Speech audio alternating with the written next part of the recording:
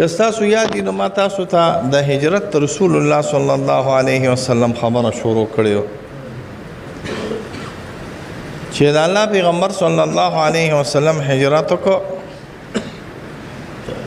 هجرت هغه ځای ته سړی کوي چې کوم ځای کې عاشقان د دین فایده وي، د انسان ژوند په راحت کې وي، د انسان ټینشن تکلیف مصیبت کمیږي.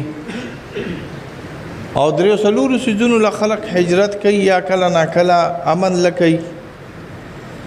یا کله ناکله د دنیا دا درې څلور ورځې تېرېدو په خیر لکوي، او کله ناکله صرف د دین د دعوت او د ارشاد دپاره یو داسې ځای غواړي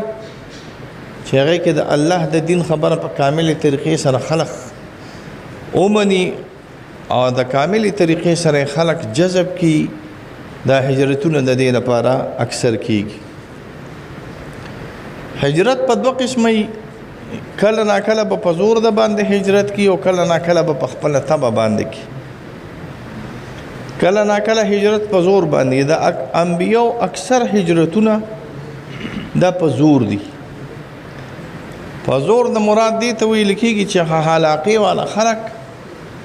یا هغه کلي والا خلق دا کوشش کوي چې دې سړي ته نقصان ورسوي، تکلیف ورسوي، یا دا سړی د دې دین نه بند کي او هغه شخصیت هغه بندیز نه غواړي. د دې د وجې نه کله ناکله هجرت وشي. لکه د دې اولنی مثال د هجرت ته ابراهیم علیه السلام هجرت دی. ابراهیم علیه السلام په عراق کې اور کې پیدا شوی دی، اور. او بیا ابراهیم علیه السلام باندې ډېر زیات سخت تکلیفونه مصیبتونه راغلل، تر دې حده پورې چې ابراهیم علیه السلام په دې مجبور کړلی شو چې ته دا ښار پرېږده او چې چېرته ځې نو ځه. نو ابراهیم علیه السلام د اور نه کنعان ته لاړ. کنعان نن سبا موجوده فلسطین کې یو ځای راغلی دی. دا د ابراهیم علیه السلام هجرتو، خو د زور هجرتو په ابراهیم علیه السلام با. د انبیاو غټ دویم هجرت چې ډېر لوی نفرې پکې نتلی دي، هغه د موسی علیه السلام هجرت دی. موسی علیه السلام سره 6,00,000 کسان دا د مصر نه راوتي، او چې انسان سره داسې جمع وي، جمګټه وي، نو د مشرانو عادت دا راغلی چې دوی کوشش کوي چې د خپل کشر له سهولت ورکړي. دا طریقه کار ده. د مشرۍ په طریقو کې یو طریقه دام ده، د مشرۍ د عاداتو نه یو عادت دام دی، دا یاد ساتئ. دا بعضې نیم سړي وي یو ورځ او 2 ورځې او 3 ورځې چې ورسره مشري په لاسو کې نه رالي، 4مه ورځ یې بیا څوک د کشرۍ نه وي. ما په دې خبرو پوه نه شو. ټول دې تښتېدلي د الله په قدرت، ټول دې تښتېدلي. که هغې مریدان وي نو هفته ورسره نه اړي، او که هغې شاګردان وي هغه ورسره که هغه دې ښځه ولیني خفه کېږه مه. خو چې د نه سړي زوی نو ښځه به نه تښتي. ښځه د پښتون نه تښتي وایه، خو زوی تښتي کله نه کله لاړه شي، خو د سړي لور نه که نه. نو کله نه کله داسې وشي چې انسان بد اخلاقی نو ښځه هم ترې وتښتي، بچي هم ترې وتښتي. د مشرۍ یو څو عادات دي، هغه عادات په ځان کې پیدا کړې. که هغه عادات دې ځان کې پیدا کړو نو تا باندې به بیا خلق راغونډېږي، او که هغه عادات دې ځان کې پیدا نه کړو نو بیا خلق نشي راغونډېدی. د مشرۍ د کمانډرۍ د کمانډینګ د ټولو نه اعلی آداب دا په انبیو کې وي. هغوی جمع په مابین د ضدین کوي، انبیا جمع په مابین د ضدین کوي. زما په دې خبرو که نه رسئ، ستاسو خپله خوښه ده، کوشش کوم چې فهم کړم. انبیا همیشه جمع په مابین د ضدینو کوي. جمع په مابین د ضدینو څه ته وایي؟ اوبو په پښتو کې به ډېره پیر صاحب خطه اور اوبه یو ځای کوي. هلکه دا اکبري په جمعیت کې دی، او دا په جماعت اسلامي کې دی، او دا په پی ټي آی کې دی، او دا نشتل کې دی، او دا قومي وطن پارټۍ کې دی. خو چې کله لاړ شي د مشر ځای ته نو چپ به ناست دی، قړتې پړتې به نه کوي. ګوره هلکه داسې نه کړه. د حضرت زمونږ د کابرینو د حضرت ذکریا صاحب مجلس ته به مدنیان او تانویان دواړه رال، دا دوه ډلې دي. مدنیان تانویان چې وراله نو خامخا په داسې مجالسو کې کله ناکله شور جوړ شي، یعنی قړتې شروع شي. نو حضرت سے بات ہے اگر آپ کو مرغی لڑانا ہے تو باہر جائیے، اور اگر آپ کو مہمانی کرنی ہے تو میں حاضر ہوں کو تاسو چرتا چرګې جنګوي او چرګان جنګوي نو دی باروز خپلې جګړې کوي. نو یو آداب د مشرۍ دا راغلی دی، دا ځان سره یاد ساته چې تا کې به الله دا صلاحیت پیدا کړي چې دا خلق به په تا باندې راجمع کېږي. مینه زما خیال دی نن سبا 100 کسان څوک په یو ځای کې یو شان طریقې سره نشي ساتلی، 100 کسان. او حضرت موسی علیه السلام سره 6 لاک کسان د وتلی. نو تاسو سوچ کوئ چې 6 لاک 6 لکه کسان چا سره وځي. همدغه وجه چې منو سلوا را نازله کېده، منو سلوا پیژنې کنه د اسمان د طرف رزق او دا یو شان رزق هم نو غوري، دا ناشنا خبرې وره. لکه دا خو به تاسو وایي چې وایي مفتي صاحب چې تار ځل پتنګر کې پیتی پخې نو یو ځای به خلک وخوري، نو 2 ځل به خلک وخوري، نو 3 ځل به خلک، نو څلورم ورځ چې ته پیتی پخې کې خلک وایي چې زه مفتي صاحب دا غواړي چې اپلارو. نو دا منو سلوا چې راځان نازلېده د سحر او د ماښام شکل به اقو خو خوند به بدل،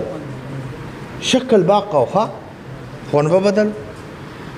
سحر چې به کومه راله او ماښام چې به کومه راتله شکل به اقو خو خوند به بدل. خو د انسان فطرت خدا سره چې ګوپي دي نه خوړلی او اچار دي نه خوړلی او پیاز دي نه خوړلی او ټماټر دي نه خوړلی، نو پوزه به تروي راتروي. نو راغلل حضرت موسی علیه السلام ته، حضرت موسی علیه السلام ته شکایت کوي چې یا موسی علیه السلام دا خو د دنیا نعمتونه دي،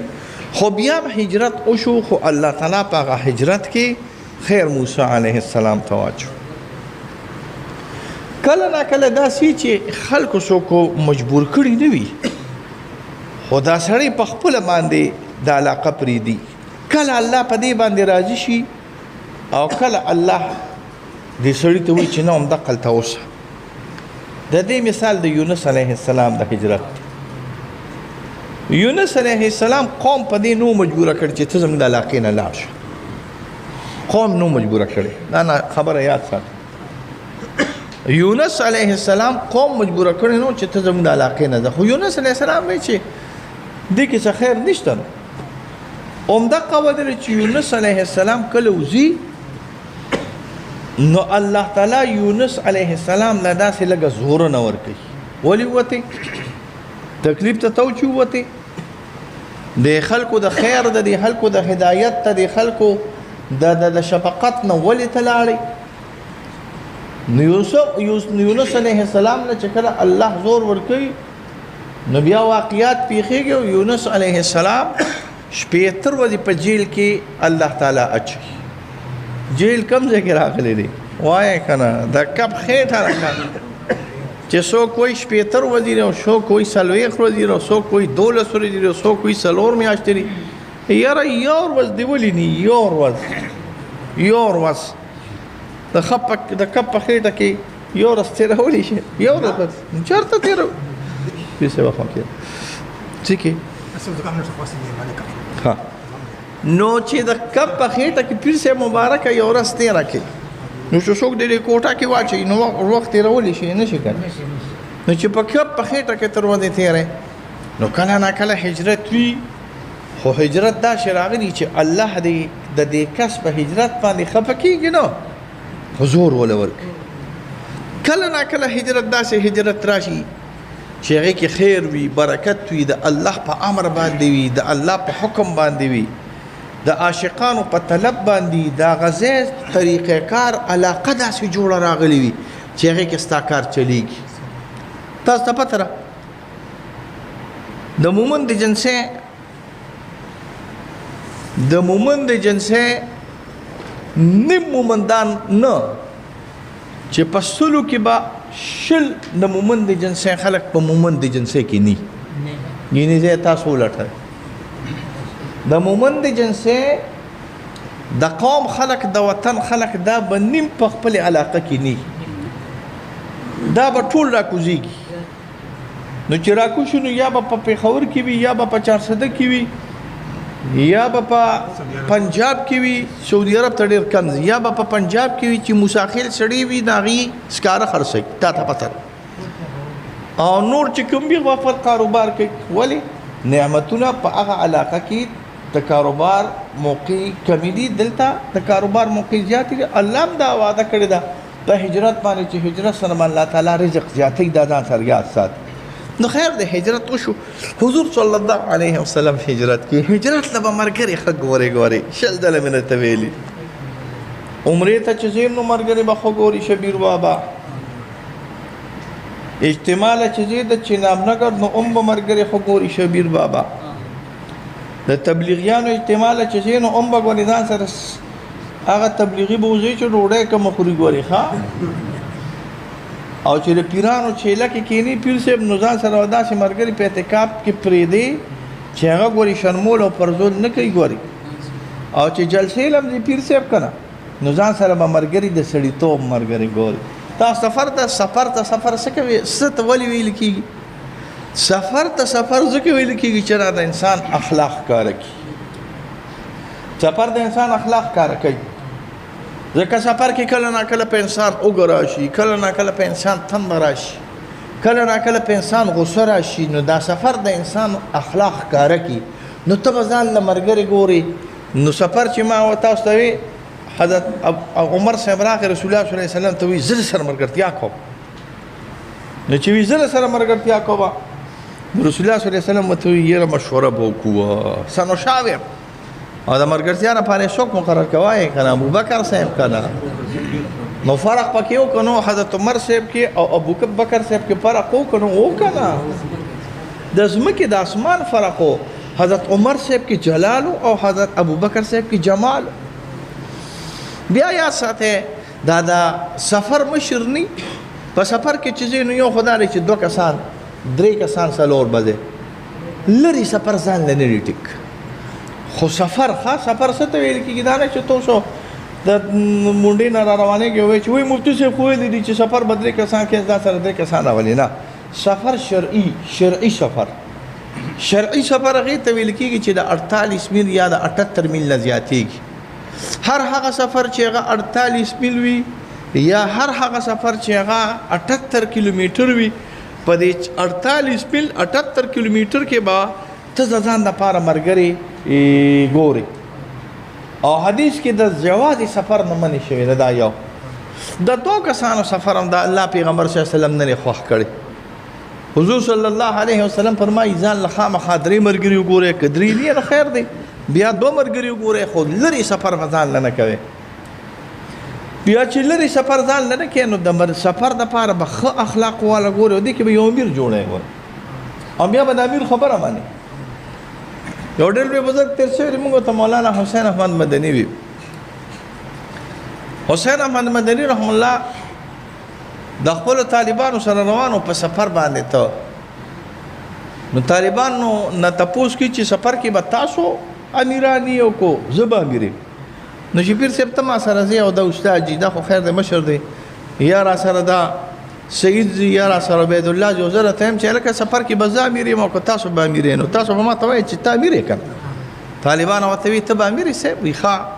د امیر خو مخالفت وي نه کېږي وي نه د امیر خو مخالفت نه کېږي بس روانو په سفر باندې ډه شو چې باران راغی باران چې کله راغی پیر صاحب مبارکه بس حضرت حسین احمد مدني رحم الله کپړه یا پلاستیک یا هر څه چې هغه داسې په لاسو کې ونیو او دا کسان اعلان کېنولي وي تاسو کېنئ او څو پورې چې باران نو اوچت ختم شوی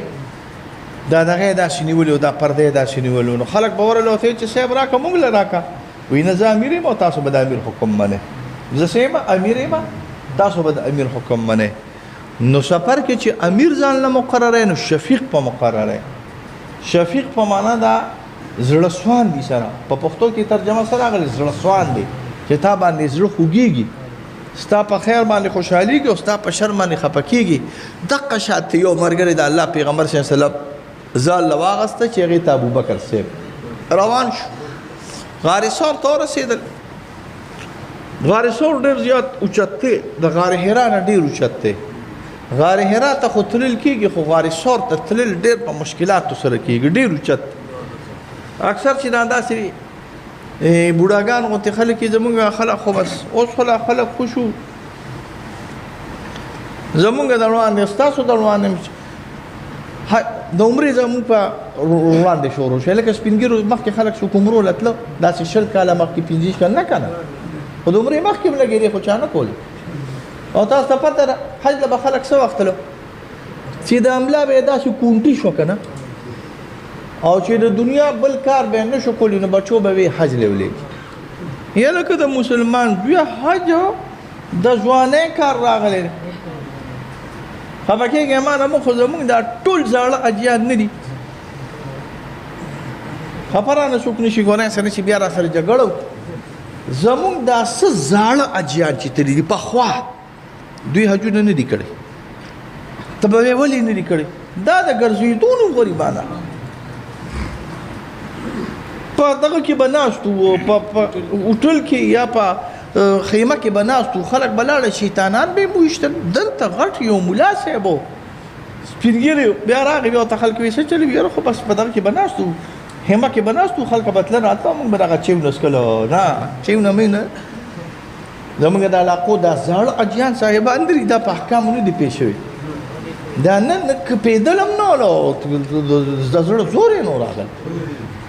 د ګرځېدو یو سړی د ګرځېدو نی نو احکام به څوک یو سړی د ګرځېدو نی هغه به طواف څوک یو سړی او دشت نشي ځان نه ساتلی نو هغه به طواف څوک. حج د ځوانۍ کار دی، عمره د ځوانۍ کار دی. الله دې دله په ځوانۍ کې د عمرو توفیق درکړي. الله دې دله په ځوانو کې د حج توفیق درکړي. حج عمره دا د ځوانۍ کار دی چې په ځوانۍ کې نه وکړي. نو ځان له چې ملګري ساتي نو داسې ملګري به دي چې هغه نو زموږ دا بوډاګان چې کله لاړ شي د دغه ته خوخېږي غار حرا ته خوخېږي خو چې کله د دې غار ثور په دې ویښ کې ودرېږي کله او دې غر ته وګوري بس یاره وي دلته به دوا وکړو ډېره ګرانه ده داسې کېږي اکثریت مونږ هم ورته وایو ځای دوا کوې خو زه ورته ختلي 2-3 ځله الحمدلله ډېر لرې راغلی دی شب ته ورته ختلې که نه یې ختل لکه چا 6000 ته خو لاړې که نه وختې ورته که نه زه مبارک شه شبیر بابا دارې پرون د عمرې نه راغلی لارې قبوله کړي په خپل دربار. نو غار ثور ته چې لاړ شو نو حضرت کشمیری سے وایي دا ځای په دنیا کې چې مونږ په تیقن او مونږ په یقین سره ویلی شو چې په دې ځای باندې د حضور صلی الله علیه وسلم وجود مبارکه لګېدلې دی. ګورې ځکه نن سبا آبادۍ خو ټولې لاړې ختمې شو روان یې کړې که خدای دوی غرق کړي زړه هم ورته خیرې کوي. دا د مصریانو هم شروع شوي د آبادي جوړوي د کابرینو ډېر ډېر زیارتونه روان. مسجد نبوي کې هغه ځایونه چې د الله پیغمبر صلی الله علیه وسلم منځونه کړي وو یا صحابو منځونه کړي وو یا تابعین منځونه کړي وو یا تبع التابعین منځونه کړي وو. ما تاسو ویلو زه یو ځل چا په مخه کړم ریاض را سره راته وی دلته خندق ته د خندق هغه جوماتونه دي مسجد علي دی او مسجد ابوبکر دی او فلان او فلان فلان. یو کال چې لاړو هو خندق مو دا واړو جوماتونه مو سره بل کال چې لاړو هغه ټول روان کړي. یا خدای غار کا خلق دې ته نن سبا په زمانه کې انټیک وي او آثار قدیمه وي دا د کافرانو هندوانو او بودیسټو دا دي د بوتانو سجدي کړي دي او پاکستان والته دغه ته وکړي دي سونو مې د کندهاري ته وکړي دي په ټوله دنیا کې داسې چې کوم شاوي د حفاظت لپاره خلک الکوي دلته پاکوانی او زاړه بوتان دی او پخوانی او زاړه بوتانو عبادت نو چې د بوتانو د عبادت نه خلک کندهار راته وي نو د ابوبکر صاحب او د عمر او د عثمان صاحب نه خو خامخا چې سړی دا کندهار راته وکړي. خو په الحال کم آثار چې دي هغه کې صرف دا غار ثور داسې غار دی او غار حرا داسې غار دی چې ته ویلی شي چې دې کې رسول الله صلی الله علیه وسلم ناسته کړې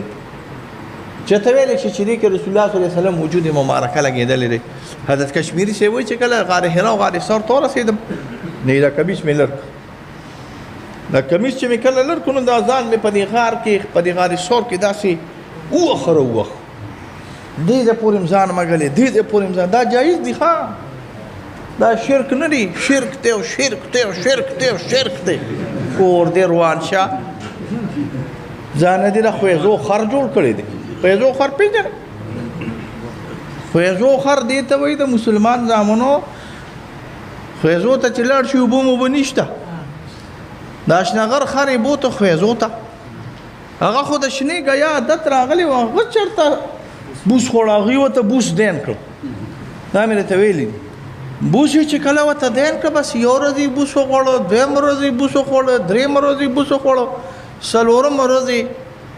بس بوک اړتال وکړه چې وروره د دې خویزو دي بوس ته د الله تعالی ټینګ کړه دا خو نور څه کار نه دي راغلی